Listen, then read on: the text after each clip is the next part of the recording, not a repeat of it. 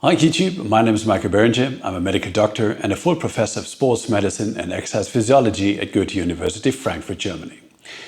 Welcome to this episode, and today I want to talk with you about myokines.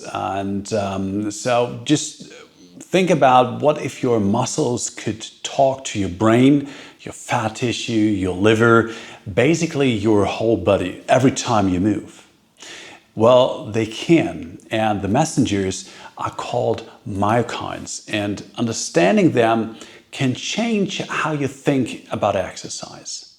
For years we thought muscles were just motors, so today we know they are also endocrine organs, so they release stuff, and when they contract they release tiny proteins, so-called myokines, and they act inside the muscle and they travel through your bloodstream to other organs.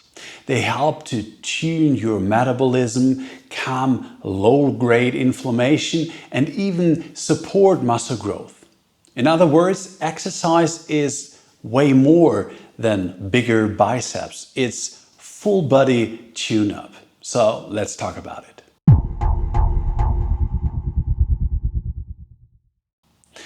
Myokines are proteins made by contracting skeletal muscles.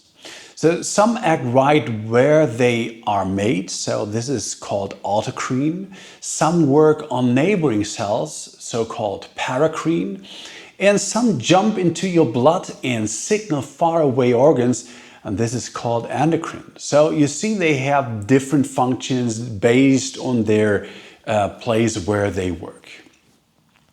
And imagine every workout turns your muscles into a mini post office. So each contraction stuffs envelopes with helpful messages and sends them to the right addresses. Why this matters? Well, these signals help explain why regular activity improves, for example, blood sugar, body composition, and overall health, even before the scale or your VO2 max moves much. So let's talk about some of the myokines. Maybe the most prominent one is IL-6, so interleukin 6.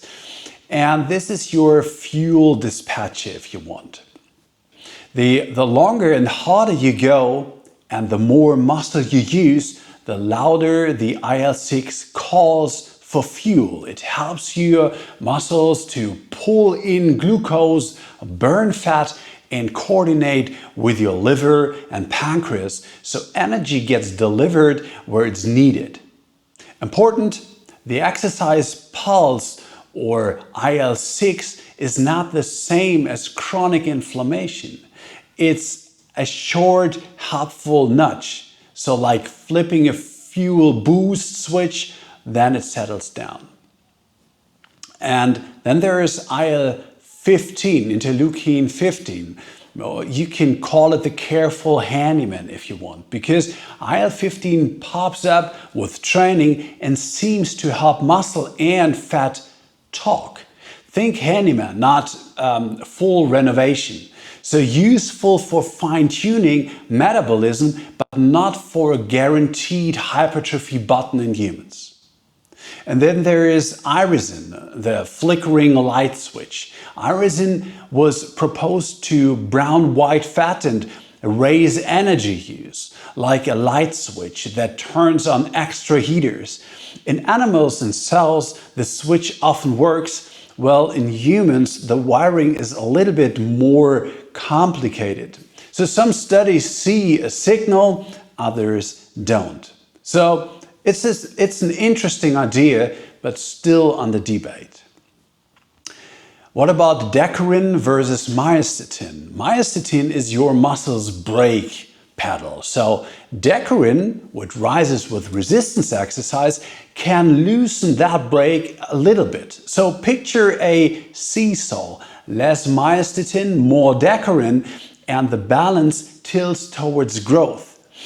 It's part of the growth story, not the whole book.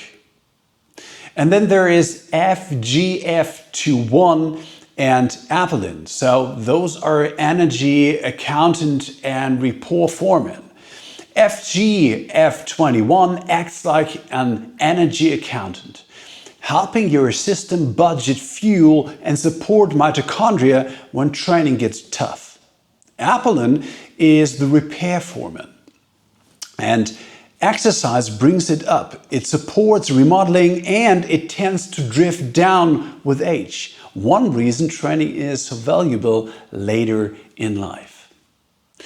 And then there is BDNF, so the brain-derived neurotrophic factor, the Wi-Fi booster if you want. So you've heard of BDNF probably for brain health, but muscles also express it. So think of it as a signal booster that helps your cells use fat better and supports repair after hard sessions. Do myokines build muscle? The short answer here is they help, but they're not the only actor. Imagine a mixing board. Mechanical tension, protein, sleep, nerves, and a row of myokine sliders. Resistance training nudges sliders like IL-6, IL-7, 15, LIF, decorin, and so on. So tuning satellite cells and protein synthesis. But you still need progressive overload and recovery to make the music loud. And do they improve metabolic health? Well, this is their sweet spot. So myokines run a multi-chat between fat tissue, more fat, and in some cases heat production, liver, glucose management, and pancreas, insulin release. Think group chat that keeps blood sugar steady and fuel flowing. That's a big reason exercise lowers cardiometabolic risk even before any dramatic weight changes, for example. And what kind of exercise do you need to release them? Well, both cardio and strength work. Longer, harder efforts, especially with lots of muscles involved, lean into the IL-6 fuel story. Lifting emphasizes repair and remodeling signals, and some that lean growthward. So to paint with the full color palette with cardio, mixed cardio with 2 to 3 strength sessions per week. What about aging? Well, as we get older, the same workout can feel like you're speaking through a thicker wall. That's anabolic resistance, if you want. So gains are often slower and smaller, but they're absolutely still there with smart progressive strength training. So part of why training still works, it can nudge age-shifted myokines in a better direction. Apelin tends to decline with age. Training helps bring that foreman back on site. Low-load BFR sessions are another tool. They can light up repair growth signals with without heavy joint stress. Handy when you're rebuilding or managing aches. The message isn't less responsive, so why try? It's response differently, so train smart.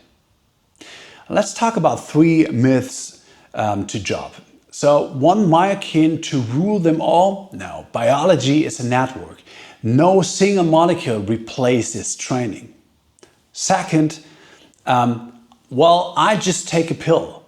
Blocking one brake like myostatin hasn't matched the broad benefits of real training. Exercise is the orchestra, not a solo.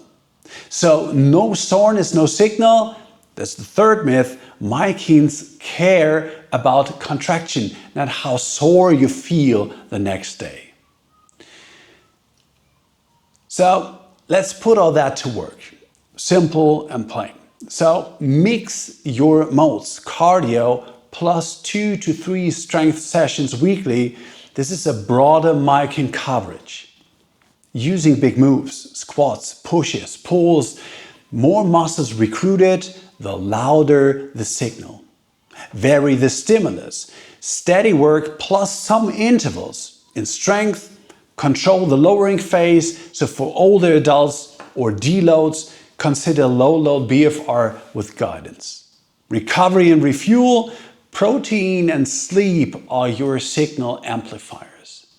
What is the take-home message? Well, your muscles are actually messaging hubs. Every workout sends out myokine texts that tune metabolism, support repair, and help you feel and perform better. No supplement can recreate that orchestra. So keep moving and let your biology do that talking. See you soon. Bye-bye.